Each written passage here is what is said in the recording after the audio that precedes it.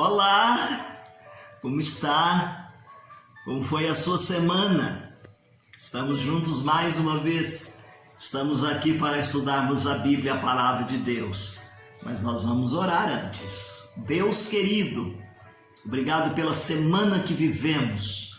Obrigado pelas bênçãos alcançadas, os desafios que tivemos e todas as coisas superadas. É a oração que fazemos agradecidos no nome de Jesus. Amém.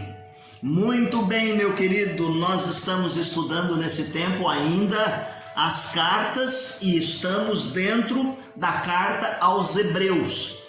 Eu disse que no encontro de hoje nós estaremos dando uma ênfase ao capítulo 11, porque este capítulo é muito lindo. Ele nos orienta, ele nos remete à fé. E nesse texto nós vamos procurar aqui o segredo da perseverança. O segredo da perseverança. E o autor da lição vai nos deixar claro que a perseverança é o segredo do sucesso. É o segredo do sucesso. O segredo do sucesso é perseverar na fé. Quando nós lemos o capítulo 11, ele vai nos falar a respeito dos heróis da fé. São homens, mulheres que perseveraram em meio a lutas.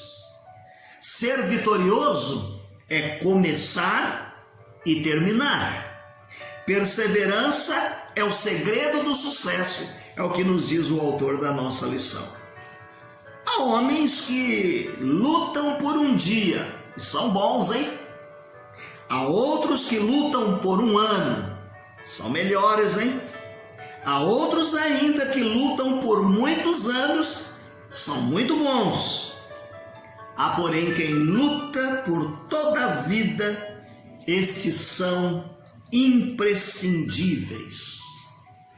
Que tipo de pessoa somos nós? Eu e você. Estamos dentro dos imprescindíveis? Quando o autor escreve esta carta aos Hebreus, ele estava olhando para um grupo de pessoas que já estavam se cansando e queriam desistir da fé. Aliás, quando nós vivemos um ano, por exemplo, como o ano de 2020, a gente quer parar pelo caminho, jogar a carga, abandonar muitas coisas. Quando nós vivemos problemas que grudam e arrastam na gente, às vezes nós queremos desistir. O autor está escrevendo para um grupo de pessoas e dizendo que eles devem permanecer firmes e não darem lugar à apostasia. E apostasia aqui vem como renúncia. Alguém que pudesse afastar-se definitivamente da palavra de Deus, das coisas de Deus, deliberadamente. Quando ele fala aqui em apostasia, ele está preocupado com pessoas que poderiam renunciar à fé. Renunciar à fé. Ou uma doutrina. Ele aqui não quer que estas pessoas se afastem, quer seja deliberadamente ou de forma oculta, quietinhos, não digam nada para ninguém e abandonem a sua fé. Esta é a preocupação do autor daquele tempo e para nós num tempo como este. É interessante que ele não vai usar argumentos teológicos. Ele poderia buscar muitas coisas dentro da Bíblia e trazer questões teológicas e poderiam desafiar-nos, mas não. Ele vai partir de exemplo de pessoas como eu e você, mas que venceram pela fé. Apesar do sofrimento, essas pessoas triunfaram, porque confiaram em Deus. Simon Kistimer, ele diz o seguinte, e ele tem a sua definição de fé. Ele diz assim, que a fé é aderir às promessas de Deus, é confiar na palavra de Deus, é permanecer fiel ao Filho de Deus, Jesus Cristo.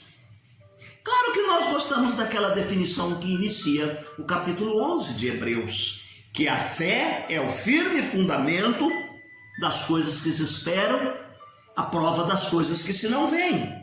Ou numa outra tradução diz assim: ora, a fé é a certeza de coisas que se esperam, a convicção de fatos que se não veem. E aqui vão aparecer duas palavras-chave: certeza, que é como substância, alguma coisa que fica por baixo, e convicção, é a prova legal, a evidência.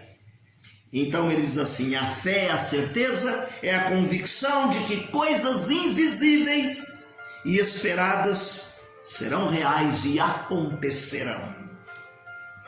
Diz mais: fé é o título de propriedade de coisas esperadas. Ele ainda diz mais, que a fé é imprescindível. Imprescindível, meus queridos irmãos. Para quê? Para obtermos o testemunho, diz o verso de número 2. É imprescindível para se entender a revelação de Deus. É o que diz o verso de número 3. É imprescindível para agradar e receber alguma bênção de Deus. É o que diz o verso de número 6. A expressão pela fé aparece neste capítulo, que são 40 versículos, 21 vezes. Pela fé, pela fé, pela fé. Nós dissemos anteriormente que em vez de ele buscar argumentos teológicos, ele busca o exemplo de pessoas, de seres humanos. Eu vou declinar aqui alguns nomes e procure lembrar o que aconteceu com essas pessoas para que elas pudessem aparecer nesta lista. Ele fala a respeito da fé de Abel, ele fala de Enoque, ele fala de Noé, fala de Abraão, da fé de Sara, de Isaac, de Jacó, de José, fala dos pais de Moisés, do próprio Moisés, ele fala do povo de Israel, fala de Raabe, ele fala de Gideão, de Baraque, de Sansão, de Jefté, de Davi, de Samuel. Ele fala também de todos os profetas e de muitos outros crentes que sofreram. Ele diz assim que é uma nuvem de testemunha. Pessoas crentes. Está no verso 4, no 5, no 7 e até o 40, esses nomes sendo citados. O que eles fizeram? O que essas pessoas fizeram? Eles creram. Eles ouviram, eles obedeceram, eles desfrutaram das promessas de Deus. E o que é que eles receberam? Ora, alguns receberam a aprovação nesta vida temporária, mas o que todos receberam de Deus foi a salvação eterna. Quando nós estudamos, irmãos, a respeito do segredo da perseverança, meu querido, ele está dizendo agora para nós, ele diz anteriormente sobre os outros, ele diz assim: portanto também nós, você e eu, nós que estamos rodeados de uma nuvem de testemunhas, desembaracemo-nos de todo o peso do pecado que tenazmente nos assedia e corramos com perseverança a carreira que nos está proposta. A ideia aqui do texto é uma competição. Ele vai ilustrar aqui como sendo uma competição que acontece num estádio cheio de espectadores. O atleta ou alguns atletas, eles estão correndo no estádio e os espectadores estão assistindo nas arquibancadas. E ele vai dizer assim, ele faz essa observação usando a expressão assim: corramos a carreira que nos está proposta. A palavra carreira aqui significa que é uma prova rigorosa de resistência. Assim como o atleta vai correr lá dentro, vai mostrar o seu valor, vai mostrar a sua resistência, vai vencer o tempo, vai sair do ponto inicial e tentar chegar no ponto final, assim nós também precisamos correr a carreira que nos está proposta. O autor usa aqui até uma ideia de que ele grita: continuem, continuem, não parem, não perem, vão em frente. A carreira é difícil.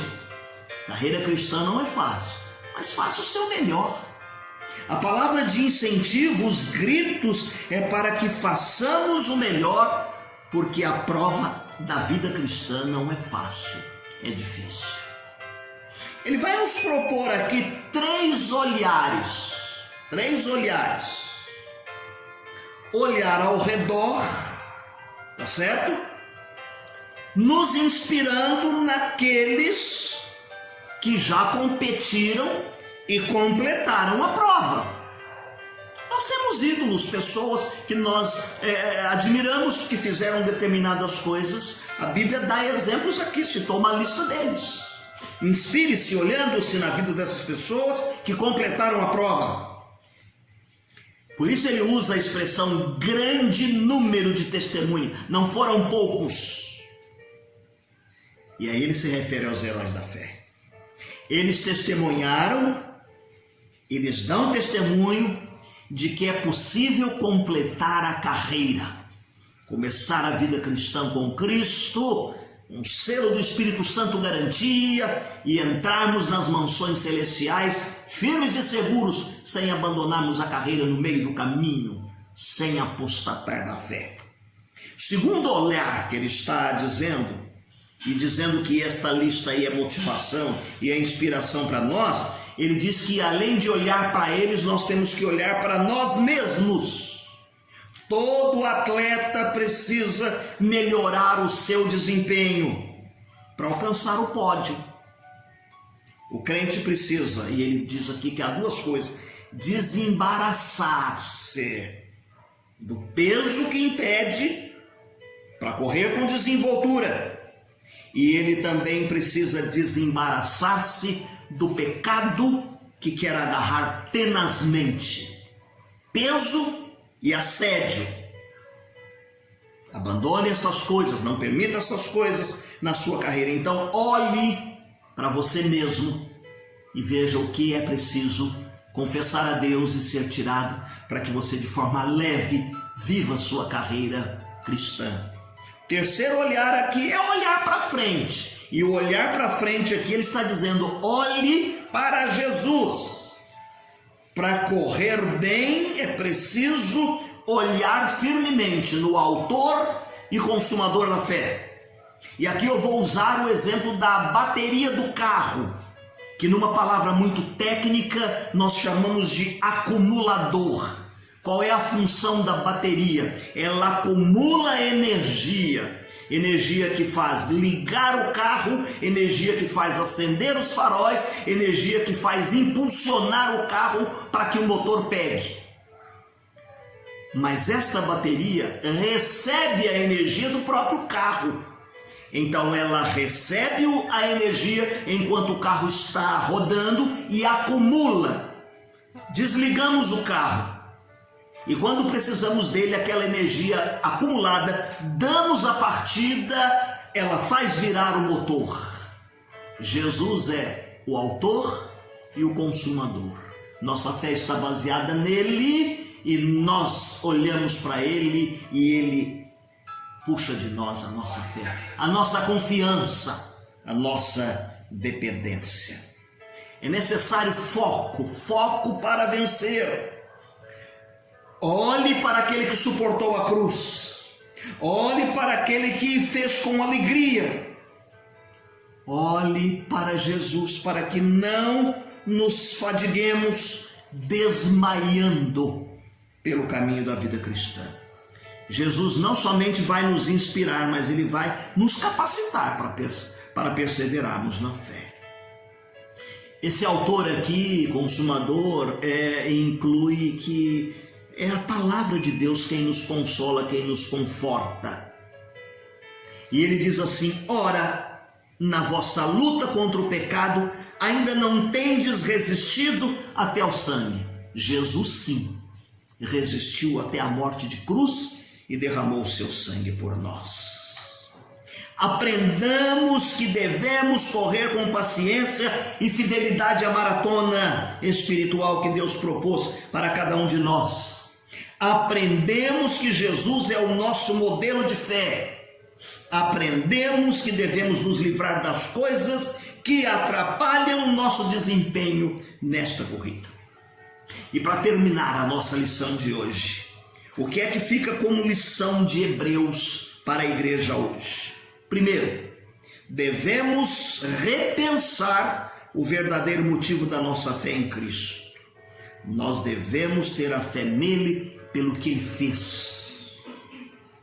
Nós não nos reunimos como povo e como igreja, como um aglomerado por razões sociais. Não, pelo contrário. É porque nós temos um compromisso com Deus. Em segundo lugar, Cristo espera que sejamos fiéis em nossa caminhada de fé. Há sentido em sermos apenas crentes na hora que tudo vai bem? Não, não há sentido. Nós temos que ser crentes em todos os momentos, seja na hora da bênção, seja na hora da dificuldade, seja na hora da prova, seja na hora da vitória. Jesus renunciou muitas coisas em seu favor e em meu favor. Então ele espera que nós sejamos fiéis e que tenhamos um compromisso com ele. Em terceiro lugar, a vida cristã pressupõe uma caminhada em direção ao crescimento e à maturidade. Não faz sentido uma vida cristã estagnada, parada. Por isso que ele fala que devemos correr com perseverança a carreira que nos está proposta. O processo aqui de corrida, de crescimento, de maturidade é contínuo na nossa vida, olhando para Jesus, o autor e o consumador da nossa fé. E em quarto e último lugar, devemos resistir os convites do mundo para uma vida cristã mais fácil. Esta é a mensagem de Hebreus para nós nesse tempo. Resista aos convites do mundo. Cuidado com coisa fácil, com vida fácil. O destino final não é bom. O nosso compromisso deve ser de lealdade a Cristo. E as coisas e esta lealdade devem ficar de lado, e a nossa firmeza e a nossa lealdade a Cristo deve estar acima de todas as coisas. Que Deus te abençoe nesse encontro tão bom e que verdadeiramente nós possamos ter absorvido o segredo da perseverança. Perseverar na fé é o segredo do sucesso. Que possamos correr com perseverança a carreira que nos está proposta. Termino lendo algumas linhas do hino que fala a respeito de firmeza, que é o 366. Em nada ponho a minha fé, senão na graça de Jesus, no sacrifício remidor, no sangue do bom Redentor. A minha fé, o meu amor, estão firmados no Senhor. A minha fé e o meu amor estão firmados no Senhor. Amém, meu querido? Não deixe de fazer a leitura diária que disponibilizamos no final da nossa transmissão. Não deixe de ler a sua Bíblia todos os dias dentro daquele plano que nós colocamos para que você faça a leitura da Bíblia toda em um ano. Se você tem um manancial para fazer as leituras diárias, o seu culto pessoal e particular, lá no rodapézinho também tem os textos para você ler a Bíblia em um ano. Você pode seguir o manancial, pode seguir o nosso plano e pode ter uma outra forma. O importante é estarmos lendo a Bíblia, a palavra de Deus. Deus te abençoe, que sintamos alegria, prazer com os estudos desta escola que nos faz crescer e amadurecer. Tenha uma semana feliz.